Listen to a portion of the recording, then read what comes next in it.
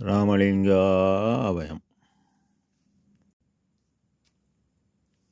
அருட்பெருஞ்சோதி அற்புத கடவுளே, அருட்பிரகாச எம்பெருமானே, உலகலாம் போற்ற ஒளிவடிவனாகி இலக அருள் செய்தான் இசைந்தே திலகனென நானே சன்மார்க்கம் நடத்துகின்றேன். நம் பெருமான் தானே எனக்கு தனித்து ஆகை உலகமெல்லாம் ஒளிவடிவாக அருள் அரசா செய்யும் இறைவா, தற்சமயம் இஸ்ரேல், அமெரிக்கா, ஈரானுடைய போர் நடந்து எண்ணற்ற உயிர்கள் செத்து மடிகின்றன. இவ்வாறு அந்த உயிர்களெல்லாம் இரவாமல் காத்து எல்லா உயிரும் இன்பமாக வாழ அருள் புரிவராக. இந்த விண்ணப்பத்தை நமது சமரச சுத்த சத்திய சன்மார்க்க சங்க சாதுக்கள் எல்லோரும் செய்ய போர் நிறுத்தமாகி எல்லா உயிரும் இன்பமடைய நாம் பிரார்த்திப்போம் நம் குருநாதனிடம் தயவுடன். திருச்சிற்றம்பலம். அருட்பெரும் ஜோதி. 28/2/2026 தொடங்கிய இஸ்ரேல், அமெரிக்கா, ஈரானுடைய போர் 11/3/2026 இன்று வரை 14 நாட்கள் தொடர்ந்து நடைபெற்று கொண்டு வருகிறது. இதுவே பல பேர் உயிரிழந்ததாக தகவல் வெளியாகிறது. எண்ணெய் கிணறுகள் பற்றி எரிகிறது. காரணம், ஆன்மநேயம் இல்லை, ஒருமை உணர்வு இல்லை, தயவு இல்லை. இவர்களை தயவு உள்ளங்களாக மாற்றி போரை நிறுத்தி உலகோரை காப்பாற்றுங்கள். அருட்பெருஞ்சோதி ஆண்டவரின் பரிபூர்ண அருளை பெற்ற அருட்பிரகாச சர்க்குருவே, தயவு புரியுங்கள். இதுவே சமரச சுத்த சன்மார்க்க சத்திய சங்க சாதுக்களின் தயவான விண்ணப்பம். தயவுடன். அருட்பெருஞ்சோதி.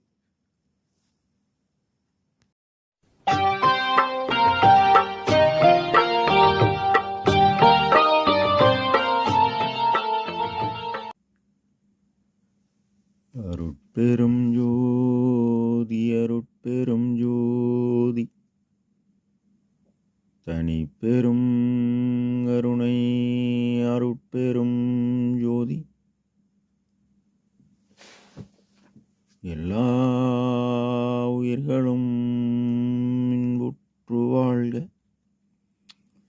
வள்ளல் மலரடி வாழ்க வாழ்க. திருச்சிற்றம்பலம். அருட்பெருஞ்சோதி ஆண்டவரின் பரிபூர்ண அருளை பெற்ற அருட்பிரகாச பெருமானின் திருவடிகளை மனமொழிமையால் போற்றி பணிகின்றேன் தயவுடன். நாம் செய்த செயலின் நுழைவாக இன்ப துன்ப அனுபவங்கள் யாவும் வந்து கொண்டே உள்ளது. அவ்வாறு வருகின்ற துன்பம் யாவும் பொறுத்து எல்லா உயிரும் இன்பமாக வாழ எண்ணி நாம் செயல்பட்டாலே நமக்கு ஆன்ம லாபம் கூடும். நம் பெருமான் ஞான சிதம்பர வெண்பா என்ற தலைப்பில் 2வது பாடலில்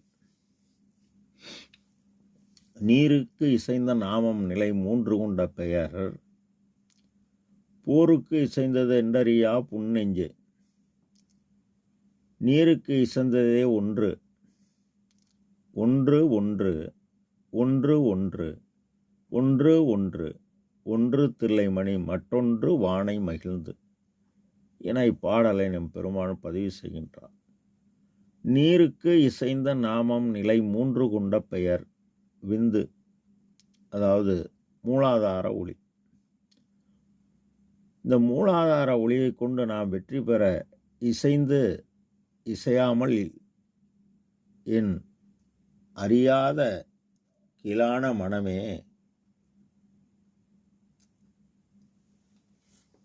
என்கின்றார்.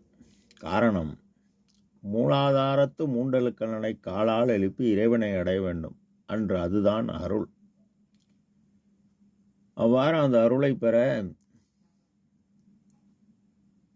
கோணாத நிலையினராய் குறைகுணங்கள் கண்டிடவும் கூடாத வண்ணம் மலை குகை முதலாம் இடத்தில் ஊனாதி விடுத்து உயிர்ப்பை அடக்கி மனமடக்கி வரும் உரு பொறிகள் அடக்கி வரும் யுகங்கள் பல கோடி தூணாக செய்தலின்றி தவம் செய்து மந்திரங்களை உச்சாடனம் செய்து கருவாக்கி இந்த மூலாதாரத்திலிருந்து 6 ஆதாரம் கடந்து நிராதாரம் வரை அடைந்து அடைந்தனர். இந்த 7வது ஒன்றில் நிராதாரமடைந்து 8 ஒன்று அடைந்தனர். அது மனதை வென்றதால் பெற்ற நிலை தில்லை சிதம்பரம் ஆகிய புருவமத்தியை அடைந்ததால் 6 பட்டையாகிய சுப்பிரமணி ஒளி பொருந்தியது. மற்றொன்று நிலை பெற்ற இடமாகிய புருவமத்தி அடைந்து வானை மகிழ்ந்து வானில் கலந்தனர். இதனை நம் பெருமான் வான் கணிந்த மாணிக்க வாசகா நின் வாசகத்தை நான் கலந்து பாடுங்கால் என்பார். இது தில்லைக்குரிய விளக்கம். அதாவது 6 ஒன்று ஒன்றும் பொழுது 7வது ஒன்றாகிய நிராதாரத்துக்கு சென்று 8வது ஒன்றாகிய தில்லை மணிமன்றவாணனை ஒன்றுவது. பார்வதிபுரத்திற்குரிய விளக்கம். பார்வதி ஆகிய மனம், புறமாகிய இடம். எந்த இடம் அடையணும்? ஞான மெய் சித்தி நிலை அடையணும். இது ஐயா அண்ணாவரையாத்தால் பெற்ற இறை அக அனுபவம். ஞானம் என்பது ஒளிநிலை, அறிவு நிலை. மெய் என்பது இயற்கை உண்மை. சித்தி என்பது பேராற்றல், பெரும் சக்தி. இதனை நாம் கடவுளை ஆன்ம அறிவை கொண்டே அறிய வேண்டும். நமது உதர் சாதனம் கருணை. இந்த தயவு எனும் கருணை அவரவர் அறம் சார்ந்து விதித்தன செய்த ஆன்மாவில் மட்டுமே அருள் சக்தி என்னும் தயவு பேராற்றல் பிறக்கும் பொழுதே பொருத்துகிறது. அவ்வாறு பொருந்திய ஆன்மா பக்குவ ஆன்மா. இந்த ஆன்மா சத்தாகிய இறைவனை காண, சத்து பெறக்கூடிய உயிர்கருணை செய்ய, சத்தினில் சத்து கூட அறிவு கூடும். இந்த அறிவு ஆன்ம அறிவு. நீருக்கு இசைந்த நாம நிலை 3 கொண்ட பெயர். அதாவது இரக்கம், தயவு, கருணை. இந்த அருளை பெற சிறிய தேவாகிய ஜீவகாருண்யம் செய்தால்தான் பெரிய தேவாகிய அருளை பெற முடியும். போர் என்பது வெற்றி பெற புன் நெஞ்சே. உயர்ந்த செயலை அறியாது கீழான செயலை விரும்பும் கீழான மனமே, நீருக்கு இசைந்தது ஒன்று, இரக்கத்திற்கு இசைந்தது அருள் ஒன்று.